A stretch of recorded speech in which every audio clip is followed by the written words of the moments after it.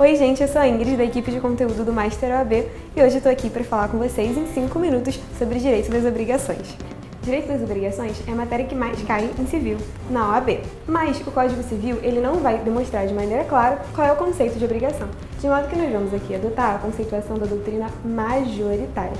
E a doutrina majoritária entende que obrigação é uma relação jurídica por meio da qual uma pessoa pode cobrar de outra uma prestação economicamente aferível.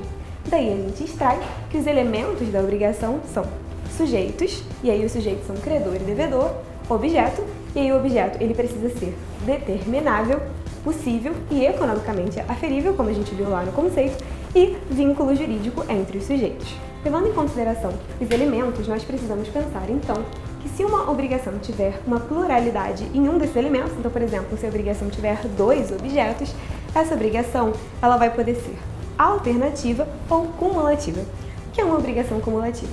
Na obrigação cumulativa, eu me comprometo a vender uma coisa e outra. Então, a gente vai usar o e.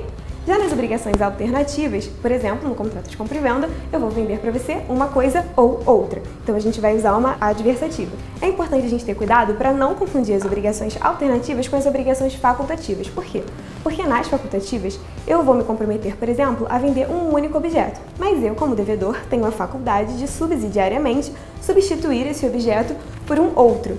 Preste atenção, por quê? Porque nas facultativas isso é uma faculdade minha. Isso é importante porque caso esse objeto principal pereça, na facultativa eu não sou obrigada a te entregar o objeto subsidiário, de modo que a obrigação vai ser resolvida e extinguida em perdas e danos. Se ao invés de ter mais de um objeto, uma obrigação tiver mais de um sujeito, o que vai acontecer é que essas obrigações elas vão ser divisíveis, caso o objeto seja divisível, e indivisíveis, caso a gente não tenha como dividir o objeto, por exemplo, um carro, elas vão ser solidárias. E na solidariedade é preciso que isso venha expresso em lei ou no contrato. Por isso, as solidariedades elas não se presumem, porque elas não vêm da própria característica do objeto. Ainda, as obrigações podem ser de meio ou de resultado. Nas obrigações de meio, o devedor se compromete a usar toda a técnica, tudo que ele tem em mãos, sem se responsabilizar caso esse resultado não seja obtido.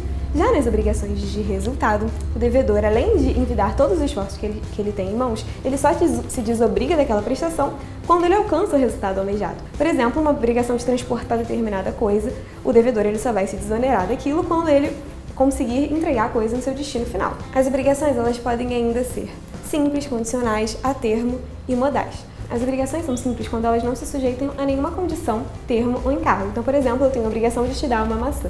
Uma obrigação condicional, ela se subordina a um evento futuro incerto. Então, por exemplo, se você passar na OAB, você vai ganhar um carro. Uma obrigação a termo, ela se subordina a um evento futuro e certo. Quando você passar na OAB, você vai conseguir uma carteirinha da OAB. Por outro lado, nas condições modais, onera-se a obrigação com o encargo que impõe um ônus à pessoa contemplada pela relação creditória.